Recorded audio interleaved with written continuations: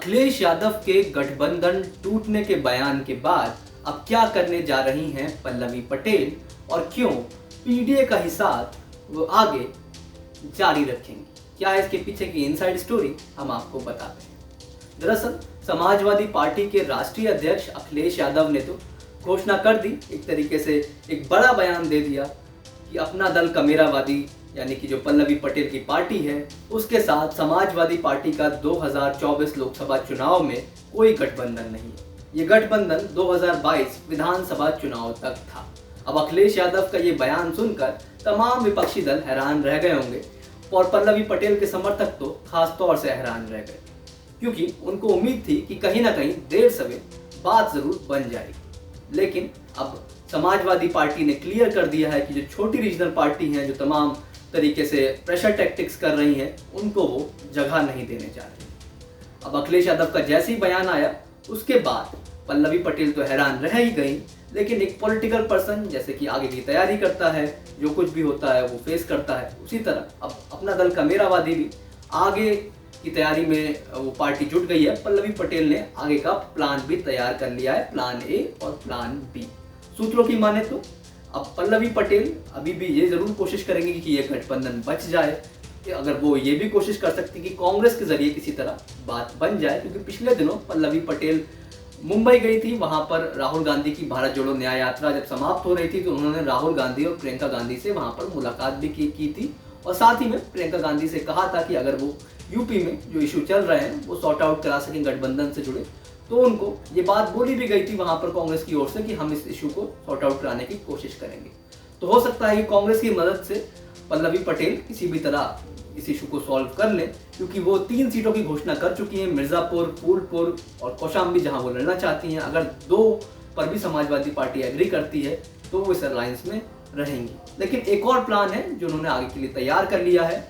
अगर ये गठबंधन यानी कि जिसको देखकर लग रहा है कि अब वो नहीं चलेगा समाजवादी पार्टी और अपना दल कमेरावादी के बीच में, तो ऐसे में अपना दल कमेरावादी पार्टी अब अपने प्रत्याशी 1 दर्जन से ज्यादा सीटों पर उतार सकते हैं।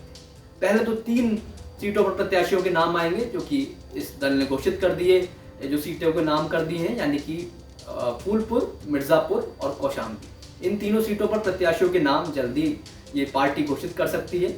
इसके बाद फिर 3 और सीटों पर नाम आएंगे और उसके बाद लगभग 1 दर्जन सीटों पर नाम ये पार्टी घोषित कर सकती है। और खास बात तो ये है, सूत्र बताते हैं कि ये सभी उन सीटों पर प्रत्याशी ये पार्टी घोषित करेगी जो कुर्मी बाहुल्य मानी जाती हैं, यानी कि मिर्जापुर, फूलपुर, गोंडा, खीरी, पीलीभीत और प्रयागराज, वाराणसी समेत जो आसपास की सीटें हैं, अम्बेडकर नगर, इस तरह के 12 से ज्यादा सीटों पर अब अपना दल कमेरावादी अपने प्रत्याशी घोषित कर सकती है अगर उसको इंडिया अलायंस में जगह नहीं मिलती है।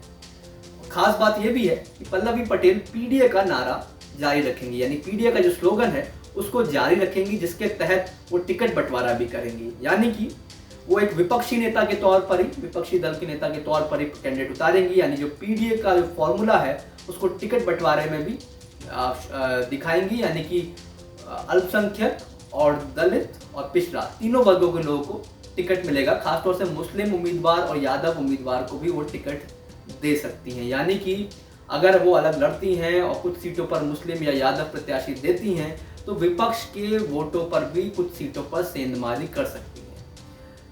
जब चुनाव ऐसे दौर में है जब एक वोट की एक तरीके से कहा जाए वैल्यू है, ऐसे में अगर पल्लवी पटेल अलग लड़ती हैं कुछ सीटों पर वो समाजवादी पार्टी और कांग्रेस का जो अलायंस है उसको डेंट भी कर सकती है। लेकिन वो अब ये क्यों ना करें, क्योंकि जब वो अलायंस का हिस्सा ही नहीं है तो बाकी पॉलिटिकल पार्टियों की तरह उनको भी चुनाव लड़ने का हक है।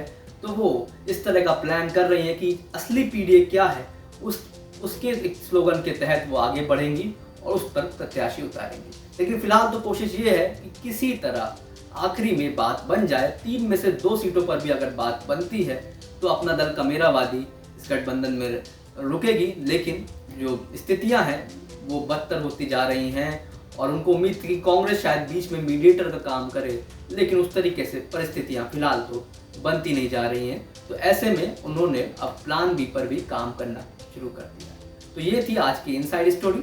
ऐसी तमाम इनसाइड स्टोरी देखते रहिए यूपी तक पर।